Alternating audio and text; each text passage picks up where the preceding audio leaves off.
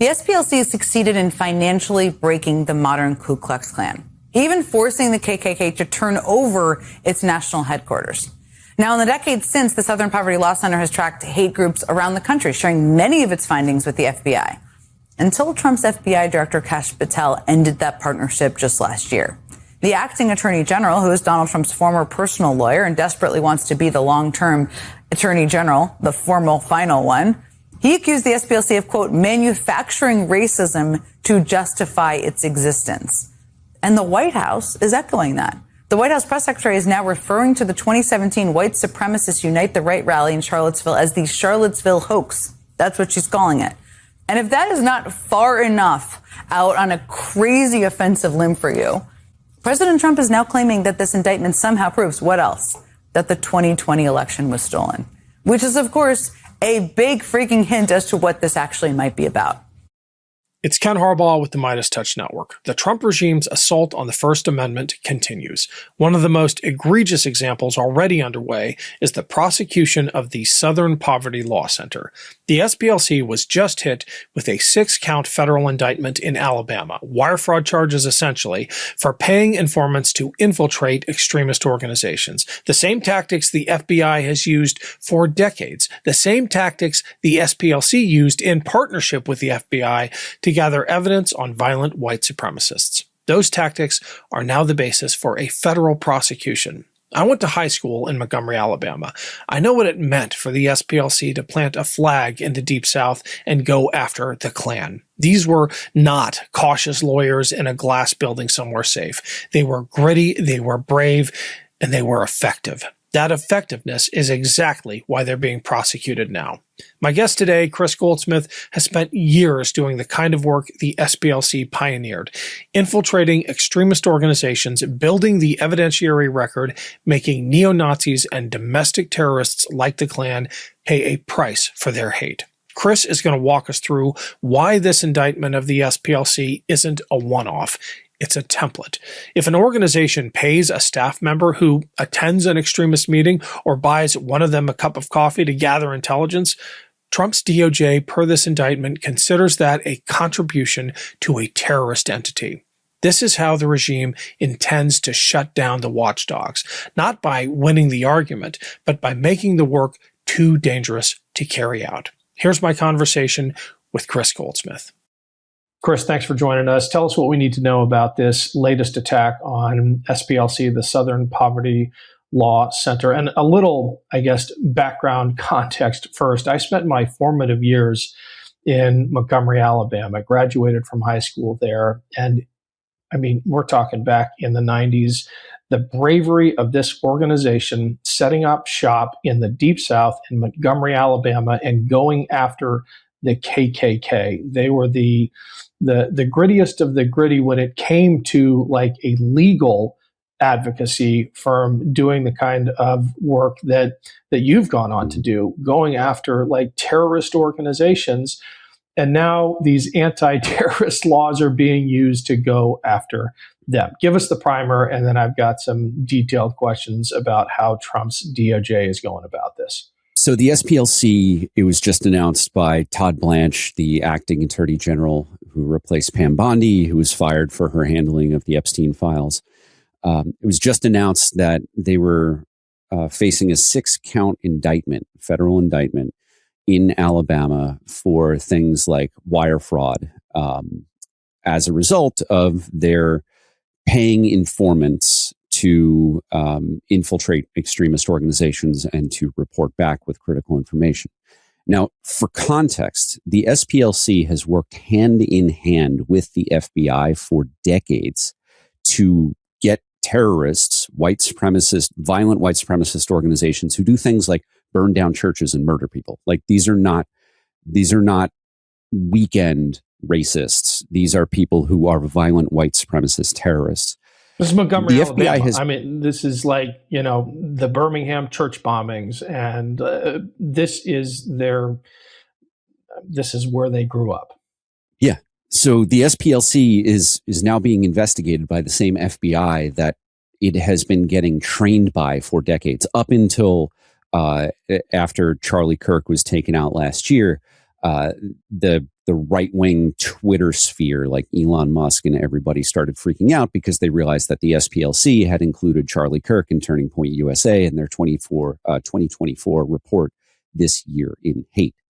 Now, the Republican Party has been basically using the ghost of Charlie Kirk to try to destroy the SPLC for months. And this is part of a decades-long campaign. It's not new.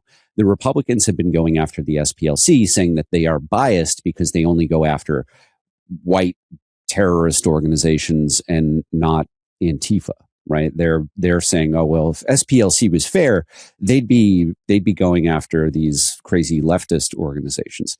But the facts are, and the FBI has confirmed this time and time again, that violent extremism predominantly comes from the right. You can't both sides this. There is no left version of the KKK. No, especially in the Deep South, where SPLC is based. Yeah. And so the SPLC has been one of the most well-respected and effective anti-extremist organizations in my lifetime. That is not to say they are without controversy. I have friends, I've become friends with people who've worked there, including a guy named Michael Edison Hayden, who just published this book, Strange People on the Hill. And in this, he writes about how while he was at SPLC, he got a tip about a neo-Nazi organization or a white nationalist organization called VDARE that bought a castle in a small town in West Virginia. Now, I know that a lot of Americans don't think much about West Virginia as it relates to DC, but West Virginia is within driving distance. The reason that VDARE, which is named after Virginia Dare, the first white child who was born on land that became the United States, the reason that he got this tip was because they bought this castle knowing that during the first Trump administration, there was a massive backlash against the so-called alt-right, these neo-Nazi light types who wore suits. They couldn't get space to rent in DC anymore because they were getting exposed by the SPLC. So they bought a castle so that they could host events. Now, VDARE is effectively a white supremacist think tank. And it is something that sounds like an oxymoron, but keep going. Yeah, it is something that has been close to the halls of power for a long time. But during the first Trump administration, most people, if they have ever heard of VDARE, it's because the SPLC released emails by Stephen Miller where he was promoting VDARE. And VDARE was spreading racist conspiracy theories about immigrants that have gone on to be the basis for Trump's Muslim ban during the first administration, and now for the ICE crackdown. It is the ideology that is built by these white supremacist think tanks that Stephen Miller is using to cause chaos all around the country. So a lot of people think about what I have done with this infiltrating neo-Nazi organizations, with infiltrating extremist organizations as working on the fringes. This is not work on the fringes. This is work on what their next step is in the White House. It is setting policy for the nation. So my kids are growing at a rate that defies explanation. My son's outgrowing shoes faster than we can buy them, and every time I turn around, my daughter's taller than she was the week before. Spring does that. It makes all the growth impossible to ignore. And it's not just the kids. We're in a different place than we were a year ago. The work has changed, the demands have changed, the stakes have changed. And when the stakes change, you have to make sure the safety net changes with them. That's something my wife and I take seriously, making sure the life we're building is protected, not in a vague, should we get around to that kind of way, in a concrete policy on the books kind of way. That's where Policy Genius comes in. Policy Genius is an online insurance marketplace that lets you compare quotes from top insurers side by side for free. Their licensed team works for you, not for the insurance companies, so the guidance you get is actually about your needs. They answer your questions, handle the paperwork, and advocate for you throughout the whole process. thousands of 5-star reviews on Google and Trustpilot from people who found the right fit. It's straightforward, it's fast, and it takes one of those things you keep putting off and makes it simple. Protect your family with a policy that grows with your life. With Policy Genius, you can see if you can find 20-year life insurance policies starting at just $276 a year for $1 million in coverage. Head to policygenius.com/Ken to compare life insurance quotes from top companies and see how much you could save. That's policygenius.com/Ken. Hey everyone, it's Ken. Super quick break to remind you that I've got a Substack page. Please consider subscribing for exclusive content and bi-weekly Substack lives. And for the next month, every paid subscription goes towards my upcoming reporting trip to Ukraine. Thanks for the support. The link is below. Slava Ukraine. For the Trump White House to go after the SPLC, this is a retribution campaign. They want to punish the SPLC for not for exposing the ideology of white supremacy, but because they're effective. Because the research and the investigations conducted by the SPLC has cost these white supremacist think tanks, again using air quotes around all of this, has cost them millions of dollars. It has their investigations at the SPLC has led to neo-Nazis getting locked up. Again, my friend Michael Edison Hayden, just like me, is someone who has publicly combated these extremist organizations under his real name. And he has received death threats. People have, Patriot Front has sent threatening mailings to his parents' house. This stuff takes a toll on you. And these are sacrifices that we have been making as patriots. And again, working hand in hand sometimes. We wish they would do more, but we work hand in hand with the FBI. And now the federal government is being leveraged against us. Let me ask you about this FBI run by Kash Patel. That's another episode. I'm pretty sure I know the answer to this, but in parallel with their charges against the SPLC for infiltrating groups like the KKK and using methods that the FBI says are fraudulent, using donor money to pay informants and those kinds of things, is the FBI also charging the terrorist organizations for being terrorist organizations? Go ahead. I'm glad that you asked that, because the FBI and the DOJ, the FBI falls under the DOJ, right? The DOJ has dismantled most of the teams that focused on white supremacist terrorist violence. I went for a year after Trump's election not hearing from my FBI handler. I didn't know whether he was still at the bureau. A lot of the FBI agents who focused on white supremacist terrorist organizations also worked on investigations related to January 6th insurrectionists. Again, people who assaulted law enforcement officers with intent to kill them so that they could get past them and then kill members of Congress and the vice president. These people were engaging in political violence for the purpose of intimidating a government. That is the textbook, the legal definition of terrorism.